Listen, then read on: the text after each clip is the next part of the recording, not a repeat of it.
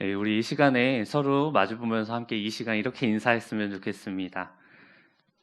성도님이 이 세상의 희망입니다.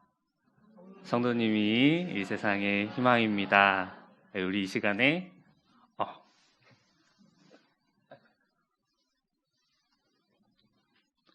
네. 그리고 이어서 이렇게 인사했으면 좋겠습니다. 성도님들 바라보시면서 이렇게 인사해 주시면 좋겠습니다.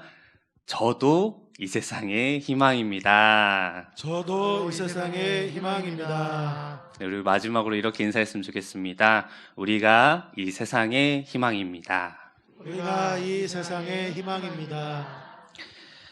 네, 반갑습니다. 성도님들 혹시 배트맨이라는 영화 혹은 만화를 보신 적 있으십니까? 이 배트맨이라는 만화를 보시면요, 여기에는 브루스 웨인이라는 한 인물이 등장합니다. 이 브루스 웨인이라는 사람은 이 고담이라는 도시에 살고 있는 부유한 재벌 2세였습니다. 소위 말하는 이제 금수저라고 볼 수 있는 것이죠.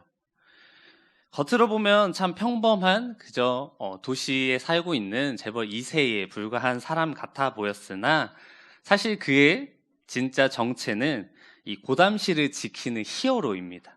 배트맨이라는 히어로인 것이죠.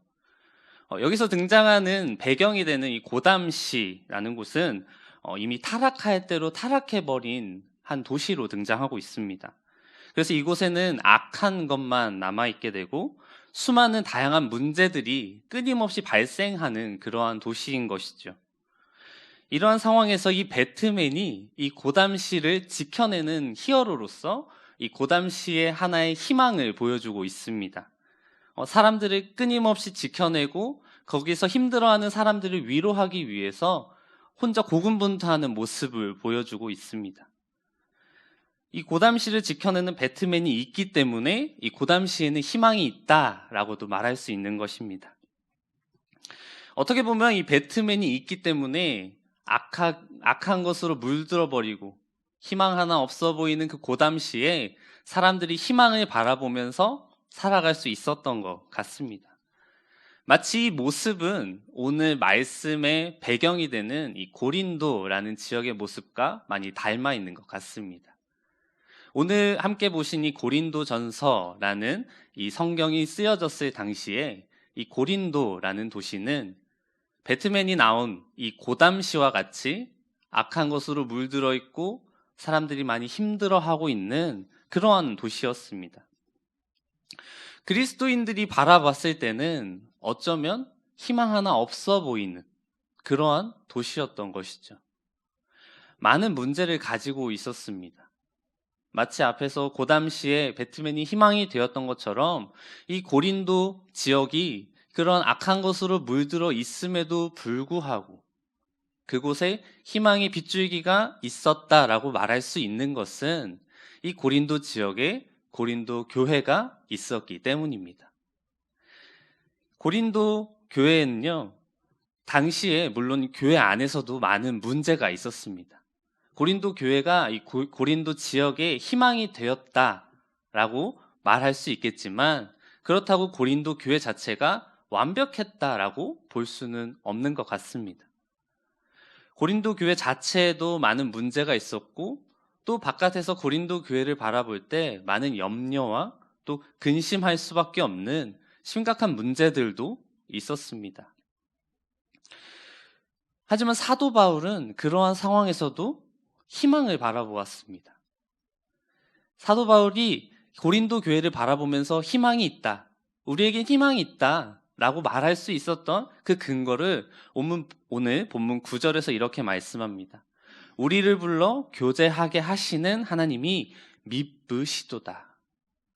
하나님이 미쁘시기 때문에 이 고린도 교회로 불러 모은 하나님께서 미쁘시기 때문에 문제가 있음에도 불구하고 고린도 교회는 희망이 된다. 우리는 희망의 공동체다라고 말할 수 있었던 것입니다. 그리스도인이라는 우리의 정체성은 늘 우리는 하나님께 속한 자가 되어야 한다라고 말하곤 합니다. 또 우리가 하나님께 속한 자가 되기 위해서 늘 노력하고 또 그 모습을 바라보며 항상 살아가고 있습니다. 이러한 그리스도인들이 모여있는 그리스도인들의 공동체, 이 공동체는 도대체 다른 공동체와는 무엇이 다른 것일까요? 그리스도인들의 공동체는 다른 공동체와는 다르게 아름다운 관계로 이루어져 있습니다. 그리스도인들 공동체 안에는 아름다운 관계가 있고 또 그 관계 안에는 감사꽃이 피어나고 있습니다. 감사가 있는 것은 그리스도인인 우리가 온전하기 때문은 아닙니다. 우리가 온전하기 때문에 감사하고 아름다운 관계를 유지하고 살아가는 것이 아니라 아름다운 관계를 통한 감사를 허락하시는 분이 있기 때문에, 그 주인 되시는 분을 바라보기 때문에 고린도 교회 안에는 희망이 있고 아름다운 관계가 있고 감사가 있을 수 있는 것입니다. 오늘 본문 4절에서 이렇게 말씀합니다. 하나님의 은혜로 말미암아 내가 너희를 위하여 항상 하나님께 감사하노니. 고린도 교회 안에는 다른 공동체와는 다르게 하나님의 은혜로 말미암아 하나님께 감사하는 그러한 감사가 있는 공동체였습니다. 물론 당시 고린도 교회가 모든 조건이 충족되고 완벽해서 그러한 모습을 보였던 것은 아닙니다. 고린도 교회 안에도 분명히 많은 문제가 있었습니다. 그렇기 때문에 오늘 성경인 고린도 전서를 사도 바울이 쓸 수밖에 없었던 것이죠. 또 고린도 전서를 쓴 우리가 바라볼 때 참 대단해 보이는 이 사도 바울. 이 사도 바울이라는 사람도 분명히 유능한 사람이었습니다. 하지만 이 사도 바울에게도 하나의 컴플렉스가 있었습니다.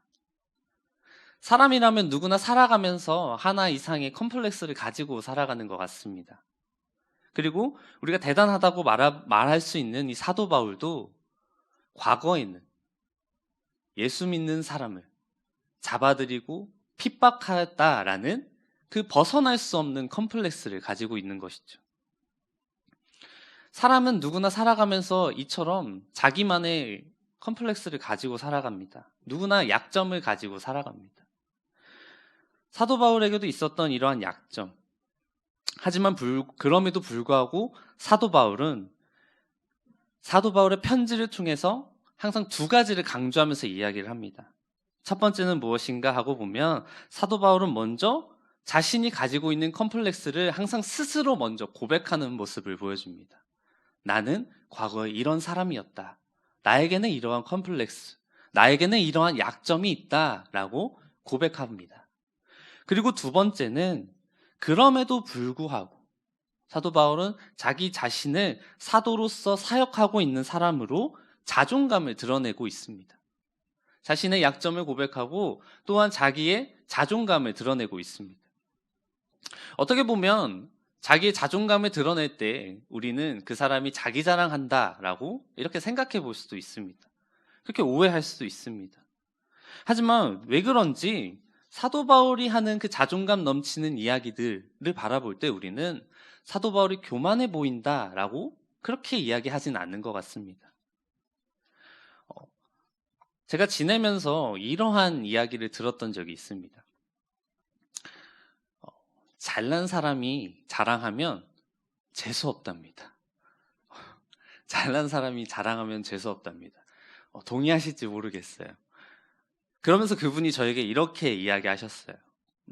잘난 사람이 자랑하면 재수없고 못난 사람이 자랑하면 그렇게 귀여울 수가 없다고. 그러면서 저 지그시 바라보며 이렇게 얘기하시더라고요.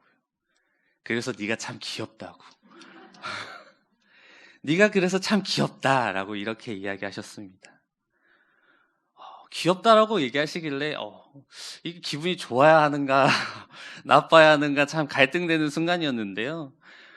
그런 것 같아요. 사람이 자기가 잘난 걸 드러낼 때 잘난 사람이 잘난 거 이야기하면은 왠지 우리는 참 기분이 별로 좋지 않은 것 같습니다. 그분은 저에게 도대체 왜 이렇게 얘기했을까요? 제가 자기 자랑하는 게 마음에 안 들어서?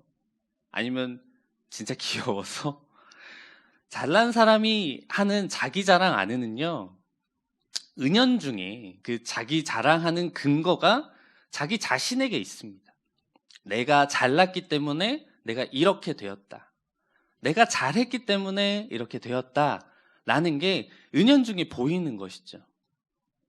하지만 자기 자랑의 근거가 나 안에 있는 게 아니라, 내가 잘나서가 아니라 내가 잘난 것, 내가 자랑할 수 있는 것의 근거가 내 안에 있는 게 아니라 하나님 때문이다 라고 이야기한다며, 나의 잘남은 나의 능력이 아니라 하나님이 주신, 하나님이 허락하신 하나님 때문에 가능했다 라고 이야기하는 자기 자랑은 자존감, 교만이 아니라 자존감이라고 표현할 수 있는 것이죠. 그렇기 때문에 사도 바울이 이야기하는 자존감 넘치는 모습들은 어쩌면 하나님께서 오늘날 우리에게 주신, 하나님을 믿고 있는, 하나님을 따른다라고 이야기하는 그리스도인들에게 주는 정체성, 하나님을 바라보는 사람들의 자존감을 이야기하고 있는 것, 이렇게 볼 수 있을 것 같습니다. 그런 마음으로 사도 바울이 이 고린도 교회를 바라보고 있을 때 그는 감사하지 않을 수 없었던 것입니다. 과거에는 예수님 믿는다, 예수님 따르는 자들을 잡아 죽이던, 잡아 가두던, 핍박하던 그러한 자신 같은 사람도 하나님께서는 용서하셨고, 하나님께서는 그러한 자기 같은 사람도 구해서 사용하고 계시기 때문에, 그럼에도 불구하고 부족해 보이고 문제 많아 보이는 이 고린도 교회를 바라볼 때 사도 바울은 그 안에서 희망을 찾게 되는 것이죠. 고린도 교회 안에 문제가 있었습니다. 하지만 그럼에도 불구하고 사도 바울은 고린도 교회를 바라보며 희망이 있다라고 말할 수 있었던 것입니다. 왜? 그 안에는 하나님이 계시기 때문에. 저를 포함해서 여기 계신 모든 분들, 또 온 세상을 살아가고 있는 모든 사람들 가운데 완벽한 사람은 없습니다. 완전하게 모든 것이 뛰어난, 모든 것이 완벽한 그러한 사람은 존재하지 않습니다. 하지만 그럼에도 우리가 오늘 감사함으로 희망을 가질 수 있는 이유는, 또 그럼에도 우리가 이 세상에 희망이 될 수 있는 이유는 우리를 끝까지 놓지 않고 붙잡아 주시는 하나님이 계시기 때문입니다. 오늘 본문 8절에서 이렇게 말씀합니다. 주님께서 끝까지 경고하게 하신다. 사도 바울은 자신에게도 문제가 많았고 또 문제가 많은 고린도 교회를 바라보았지만, 그럼에도 사도 바울은 이렇게 이야기하고 있죠. 하나님께서 끝까지 경고하게 붙잡아 주실 것이다. 이러한 사도 바울은 열정적인 사람이었습니다. 그래서 과거에도 그렇게 열정적으로 예수 믿는 사람들을 붙잡고 핍박할 수 있었던 것이죠. 그리고 이러한 열정적인 그의 마음 안에 예수님이 들어왔을 때, 예수님께서 들어오셨을 때 그의 마음에는 사랑과 긍휼이 생겨나게 되는 것이죠. 그래서 고린도 교회를 바라보며 책망하는 것처럼 보이는 이 사도 바울의 말 안에도 실제로는 그들을 향한 원망, 책망 이러한 것들이 아니라 그들을 향한 사랑이 나타나고 있다라는 것입니다. 2006년에 나온 케빈 코스트너라는 배우가 주연을 맡았던 가디언이라는 영화를 혹시 보신 적 있으신지 모르겠습니다. 아마 많이 못 보셨을 거예요. 실제적인 관람 인원은 14만 명 정도로 제가 알고 있는데 이렇게 유명한 영화는 아닙니다. 이 영화를 보면은 주인공인 이 케빈 코스트너가 맡았던 배역이 전설적인 해안 구조원이었습니다. 하지만 과거에 치명적인 사고를 통해서 그는 동료를 잃게 됩니다. 그리고 극심한 트라우마에 빠지게 되죠. 그로 인해서 현장에서 잠시 벗어나서 1급 해양 구조원을 양성하는 학교에서 학생들을 지도하면서 지내게 됩니다. 그리고 그때 이제 귀한 제자를 만나고 또 트라우마를 극복한 것 같아서 다시 현장에 투입되기도 하죠. 자신이 가르쳤던 제자와 현장에 투입됩니다. 그런데 그 안에서 다시 발견하게 되죠. 자신이 과거에 겪었던 트라우마가 아직 깨지지 않았다라는 사실을. 그래서 자신도 또 동료도 다시 한번 위험에 빠뜨리게 되는 자신을 바라보면서 괴로워하고 또 힘들어하고 그 트라우마를 극복하기 위해 치열하게 다투는 모습을 보여주는 참 감동적인 영화입니다. 이 영화에서 케빈 코스트너가 위험에 빠진 사람들을 구조할 때 항상 하는 이야기가 있습니다. 위험에 빠진 사람들을 구조하러 가면 케빈 코스트너는 항상 이러한 이야기를 합니다. 어떤 이야기를 하냐? 절대로 당신의 손을 놓지 않습니다. 희망을 놓지 마세요. 라는 이야기를 항상 합니다. 어쩌면 오늘 본문에 나타나는 고린도 교회의 교인들에게 문제가 있었고 힘들어하고 있는 그들을 향해서 사도 바울이 해주고 싶었던 이야기가 바로 이러한 이야기는 아니었을까요? 고린도 교회 성도 여러분, 절대로 하나님의 손을 놓지 마십시오. 사도 바울은 이 고린도 교인들의 손을 절대 놓지 않을 하나님이 계심을 믿었기 때문에 자신 있게 이러한 내용을 쓸 수 있었던 것입니다. 그리고 오늘을 살아가고 있는 우리들에게도 이렇게 말씀하고 계시는 것이죠. 사랑하는 위대한 교회 성도 여러분, 절대로 하나님의 손을 놓지 마세요. 절대 하나님의 손을 놓지 않으시는 우리 사랑하는 모든 위대한 교회 성도님들이 될 수 있기를 간절히 바랍니다. 그렇다면 우리가 공동체로 살아간다는 것, 우리가 이 세상에서 그리스도인의 공동체로 살아간다는 것은 도대체 어떠한 이야기인가 하고 보면 오늘 본문 이후에 17절까지 사도 바울은 공동체의 의미에 대해서 이야기를 하고 있습니다. 그런데 오늘 본문 10절을 살펴보면 사도 바울은 우리 주 예수 그리스도의 이름으로 말하고 있다라는 것을 살펴볼 수 있습니다. 이는 예수님의 인격을 말하는 것이고 또 사도 바울은 자신의 말을 따르라는 것이 아니라 예수 그리스도의 이름으로 이야기하고 있는 자신의 말을 따르라고 하는 것이죠. 즉 자신의 생각, 자신의 뜻이 아니라 내가 말하고 있지만 이 말은 다 누구의 뜻이다? 예수 그리스도의 뜻이다라고 정체성을, 자신의 말의 근거를 이야기하고 있는 것입니다. 그는 모든 이야기를 이야기할 때 사도 바울의 말로써 하는 것이 아니라 예수 그리스도의 이름으로 이야기를 하고 있습니다.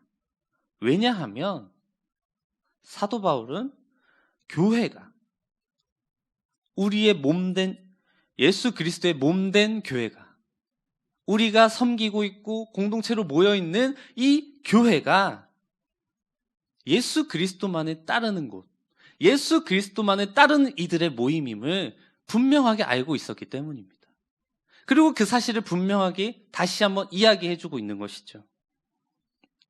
제가 앞서서 고린도 교회 안에 많은 문제들이 있다고 이야기를 했었습니다. 그 많은 문제들 가운데 중요한 문제 중에 하나가 분열이라는 문제였습니다. 고린도 교회가 많은 사람들이 서로 자기가 옳다라고 분열하였던 것이죠. 예수 그리스도의 몸이 우선이 아니라 내가 생각하는 것, 내가 말하는 것, 그것이 우선이 되었기 때문에 이러한 분열의 모습이 나타났던 것입니다. 나의 옳음, 나의 의가 더 중요했기 때문에 분열이 생겼던 것입니다. 내가 옳다고 여기는 것만이 하나님께서 기뻐하시는 것일 것이야 라는 그러한 착각이 있었기 때문에 네가 말하는 게 옳은 게 아니라 내가 말하는 게 옳은 거다, 그렇기에 분열이 생겼던 것이죠. 오늘 본문 10절에서 이러한 분열의 아픔을 겪고 있는 고린도 교인들에게 이렇게 이야기합니다. 모두가 같은 말을 하고 너희 가운데 분쟁이 없이 같은 마음과 같은 뜻으로 온전히 합하라. 만약 교회 안에 분열을 부추기는 자가 있다면 그 분열을 부추기는 자의 뜻이 과연 하나님께서 원하시는 뜻일까요? 본문에 대해서 오해가 없었으면 좋겠습니다. 그렇다고 누군가 하는 말에 무조건 100% 찬성하고 100% 따라야 한다, 이러한 이야기가 아닙니다. 우리는 항상 예수 그리스도의 이름으로 말하는 올바른 하나님의 뜻이 지금 이 순간에도 과연 잘 이루어지고 있는가, 이를 바라보고 이를 위해서 우리가 항상 기도해야 한다라는 그러한 이야기인 것이죠. 우리가 한 마음, 한 뜻으로 잘 가더라도 그 한 마음, 한 뜻 안에 예수 그리스도가 없다면 그것은 하나님의 뜻이 잘 이루어지고 있는 것이 아니다라는 것이죠. 예수 그리스도의 이름으로 한다고 하면서 실제로 나타나는 모습을 바라볼 때 이 모습이 진정 나를 위해서 하는 것이 아니라 하나님을 위한 것, 하나님의 영광을 위한 일인지 서로 살펴보고 서로 중보해 주어야 한다는 것이죠. 그것이 앞서 말한 아름다운 관계이고 감사이고 사랑인 것입니다. 사랑하는 우리 위대한 교회 안에는 모든 일에 내가 드러나는 것이 아니라 오직 하나님만이, 오직 하나님의 영광이 드러날 수 있는 그러한 교회 공동체 될 수 있기를 간절히 바랍니다. 이어서 고린도전서 1장 12절을 보시면 앞서 말한 분열의 모습이 정확하게 드러나고 있습니다. 이 고린도 교회가 총 4개의 파로 분열된 모습이 드러나고 있습니다. 첫 번째 파는 바울과 함께한 개척 멤버들이었던 것 같습니다. 그리고 두 번째는 현재 고린도 교회 리더를 맡고 있는 이 아볼로를 따르는 사람들이었습니다. 그리고 세 번째는 베드로의 설교를 듣고 성령의 역사를 체험했던 사람들, 베드로를 따르는 사람들이었고요. 마지막 네 번째는 예수님의 육성을 들었을 것으로 추정되고 있는 그러한 4가지 분파가 형성되어 있는 것을 바라볼 수 있습니다. 그리고 이러한 분열의 모습은 안타깝게도 오늘날을 살아가고 있는 이 한국교회 안에서도 다양한 모습으로 나타나고 있는 것 같습니다. 하지만 우리가 이러한 분파를 만들어내기 전에 우리가 기억해야 할 것은 교회는 사람의 이름으로 세워진 곳이 아니다라는 사실입니다. 교회는 예수 그리스도의 이름으로 세워져 있다는 것이죠. 그렇기에 한 마음 한 뜻으로 서로 중보하고 기도하며 나아가는 그 공동체가 바로 교회다라는 것입니다. 우리 위대한 교회도 마찬가지입니다. 오직 예수 그리스도의 이름으로 세워진 하나님이 위대함을 나타내는 교회, 위대한 하나님만이 드러나는 교회. 우리 위대한 교회 성도님들도 서로 분열하지 않기를 간절히 부탁드립니다. 오직 예수 그리스도의 이름으로 하나 된 귀한 공동체를 이루어갈 수 있기를 간절히 바랍니다. 우리 위대한 교회가 지금까지 하나님의 일을 넉넉히 감당해 올 수 있었던 것은 우리가 분열하지 않고 오직 예수 그리스도의 이름으로 하나 된 공동체를 이루어가고 있음을 믿습니다. 그리고 이 모습 그대로 앞으로도 예수 그리스도의 이름으로 하나 된 공동체로서 하나님의 일을 넉넉히 감당하며 세워져 갈 수 있기를 간절히 바랍니다. 이전에 감자탕 교회로 잘 알려진 서울 광염교회 조연삼 목사님이라는 분의 책을 보면 이러한 이야기가 있습니다. 목사님이 직접 이야기하신 부분인데 처음 부임했을 때 교인들이 자주 싸웠다고 합니다. 그래서 교인들에게 이 목사님이 물어봤다고 합니다. 왜 그렇게 싸우십니까? 라고 이야기하니까 교인들이 이렇게 대답했다고 합니다. 목사님, 저희가 잘 하려고 싸우는 거니까 목사님 괜찮아요. 염려하지 마세요. 저희가 잘 하려고 싸우는 겁니다. 라고 이렇게 이야기했답니다. 그래서 목사님이 이렇게 답했다고 합니다. 그렇게 싸울 거면 우리 잘하지 말고 그냥 보통만 합시다. 그렇게 싸울 거면 그렇게 싸워서까지 잘해야 한다면 우리 그냥 잘하지 말고 보통만 하고 싸우지 맙시다. 이렇게 얘기했다고 합니다. 우리가 잘하려고 싸우는 것이 중요한 것이 아닙니다. 우리에게서 그리스도의 몸이 세워지는 것이 가장 중요하다는 것이죠. 우리가 살아가면서 그 어떠한 것들도 예수 그리스도 그 이름보다 하나님 한 분보다 이게 더 제일이야 라고 생각하는 순간 그것은 다 우상이 되어버리는 것입니다. 사랑하는 위대한 교회 성도 여러분, 그리스도의 몸은 절대로 나누어지지 않습니다.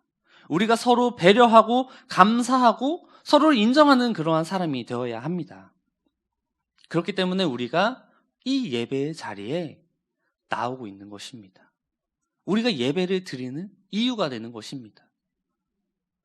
뉴스에서는 요즘 위드 코로나라고 이야기합니다. 또는 어디에서는 비욘드 코로나라고 이야기하기도 합니다. 작년부터 코로나19로 인하여서 우리의 삶은 급격하게 무너졌고 급격한 변화를 맞이했습니다. 누군가는 힘들어했습니다. 그리고 이제는 조금 나아지려나 봅니다. 완벽하지는 않습니다. 오늘부터, 이번 주번부터 나라의 정책도 많이 바뀌었습니다. 그래서 많은 사람들이 이제 일상으로 회복이 되는가 기대하고 있기도 합니다. 또는 누군가는 걱정하고 있기도 합니다. 사랑하는 성도 여러분, 온라인으로 예배 계속 드리시면서 또는 현장을 지키려고 노력하시면서 우리의 공동체를 얼마나 생각하고 계십니까? 예수 그리스도의 이름 안에서 우리가 이 위대한 교회라는 공동체를 세워갈 때에는 그곳에 희망이 있었기 때문입니다. 그리고 우리가 희망이 될 수 있다라고 믿었기 때문입니다. 왜요? 우리 안에는 예수 그리스도가 있으니까. 그런데 지금 우리는 그 공동체를 얼만큼 생각하고 얼만큼 아끼고 얼만큼 나아가고 있냐라는 것이죠. 물론 교회에서 공동체로 살아가다 보면 내가 봤을 때 부족해 보이는 사람도 있습니다. 힘들어하는 사람도 있습니다. 맞지 않는 사람들이 있죠. 그럼에도 불구하고 하나님께서는 그 영혼마저도 사랑하고 있다는 사실을 기억하시고 하나된 마음으로 예수 그리스도의 몸된 교회답게 하나님만을 드러내는 귀한 우리 위대한 교회가 될 수 있기를 간절히 바랍니다. 교회의 생일입니다. 이전까지 해왔던 우리의 과거를 다시 한번 돌아보는 시간입니다. 또 오늘을 바라보며 앞으로의 미래를 다시 한번 계획하는 시간이기도 합니다. 그렇기에 오늘이라는 시간이 참 의미 있고 뜻깊은 것 같습니다. 창립 기념 주일임과 동시에 위드 코로나 정책의 시작이라는 우리는 인생 가운데 새로운 분기점을 맞이하고 있습니다. 그런 분기점 가운데에서 과연 우리 위대한 교회는 어떤 방향으로 어떻게 나아가야 할 것인가? 우리가 이 구리시 안에서 희망이 되고 있는가? 우리가 희망을 가지고 희망의 공동체로서 지내고 있는가? 나는 그 공동체 안에서 희망이 되어주고 있는가? 나는 이 안에서 예수 그리스도를 품고 희망이 되어보겠다라는 마음으로 이 구리시 안에서 또 더 나아가 한국교회 안에서 희망의 공동체로서 서로의 부족함과 다름도 보듬어주고 또 앞으로도 하나님만을 바라보며 아름다운 관계 속에서 감사가 넘쳐나는 그러한 예수 그리스도의 몸된 교회로 희망의 공동체로 앞으로 더욱더 건강하고 성숙하게 성장해 나가는 우리 사랑하는 위대한 교회가 모두 될 수 있기를 간절히 바랍니다. 함께 기도하겠습니다. 사랑과 은혜와 자비의 하나님, 저희를 위대한 교회로 모으시고 희망의 공동체로 하나님의 말씀 안에서 지금까지 굳건히 세워주신 하나님의 은혜에 감사드립니다. 희망이 보이지 않던 고린도 교회 교인들을 향하여 사랑이 담겼던 사도 바울의 목소리가 있었던 것처럼 오늘을 살아가고 있는 우리 위대한 교회를 향한 하나님의 사랑의 음성을 들을 수 있도록 하나님 우리와 언제나 함께하여 주시옵소서. 그래서 저희 위대한 교회가 예수 그리스도의 몸된 교회로서 희망의 공동체로서 앞으로도 이전보다 더욱 건강하고 성숙하게 성장해 나아갈 수 있도록 언제나 우리와 함께 하시고 역사하여 주옵소서. 살아계신 우리 구주 예수 그리스도의 이름으로 기도합니다. 아멘.